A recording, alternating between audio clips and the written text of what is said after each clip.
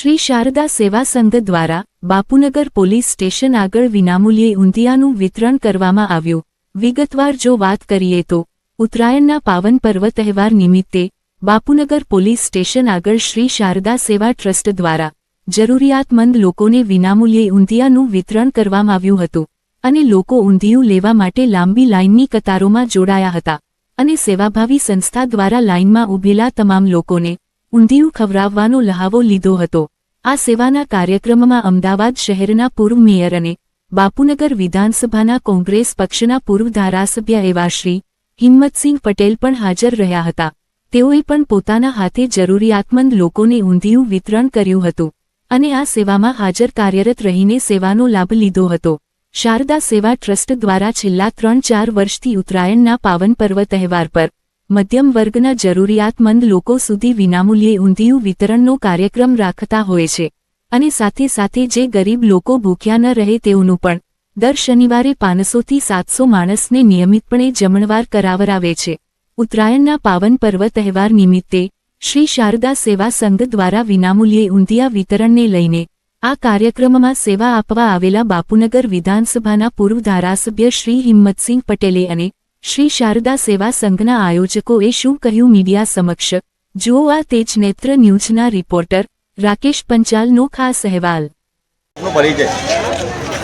હિંમતસિંહ પટેલ અમદાવાદ શહેર પૂર્વ મેયર બાપુનગરથી પૂર્વ ધારાસભ્ય અને કોંગ્રેસના એક આગેવાન તરીકે દર વર્ષે અહીંયા અમારી જે કોંગ્રેસની જે બાપુનગરની ટીમ છે એમના માધ્યમથી ઉત્તરાયણનો પવિત્ર તહેવાર જેને આપણે મકર સંક્રાંતિ પણ કહીએ છીએ, આજે સારા દિવસોની શરૂઆત થાય એ બધા જ લોકો સવારે ઉઠીને ભગવાનમાં જે શ્રદ્ધામાં માનતા હોય ભક્તિભાવ શ્રદ્ધા સાથે મંદિરોમાં દર્શન કરવા જાય છે।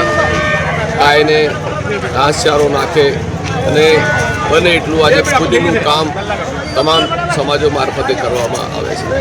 આજના દિવસે હું આ ઉત્તરાયણ અને મકર સંક્રાંતિની તમામ નગરજનોને ખૂબ ખૂબ શુભેચ્છા પાઠવું છું અને અમારી બાપુનગરની આ જે ટીમ છે એ નિસ્વાર્થ ભાવે આજે આ પવિત્ર પર્વે બધાને ઊંધિયાનું વિતરણ અહીંયા મફતની અંદર અહીંયાના સ્થાનિક રહીશોને સારું અને ઉત્તમ ક્વોલિટીનું બધું ઘર આંગણે મળી રહે।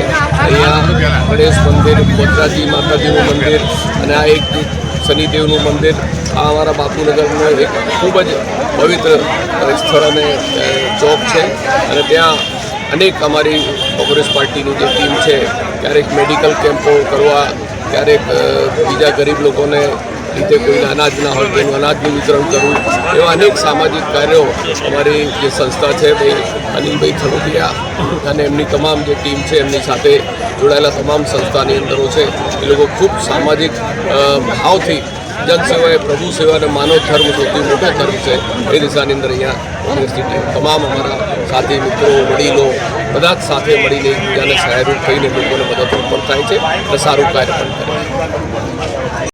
મારું નામ તરુણ પરમાર, બાપુનગર શાસ્ત્રીનગરમાં રહું છું।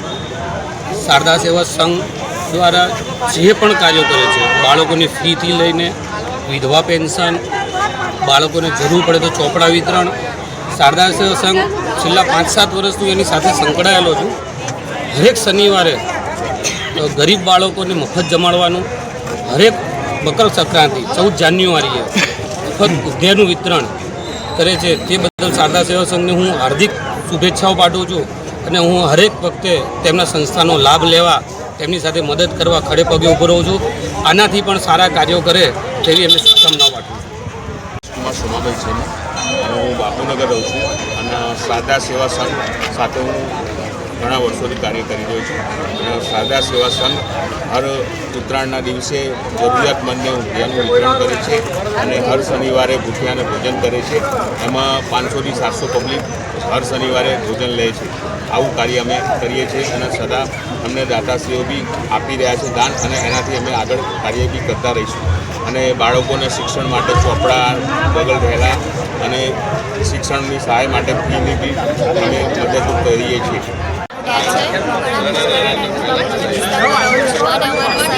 શારદા સેવા સંઘ ઘણા ટાઈમથી લગભગ 3-4 વર્ષથી જરૂરિયાતમંદોને પાડે છે।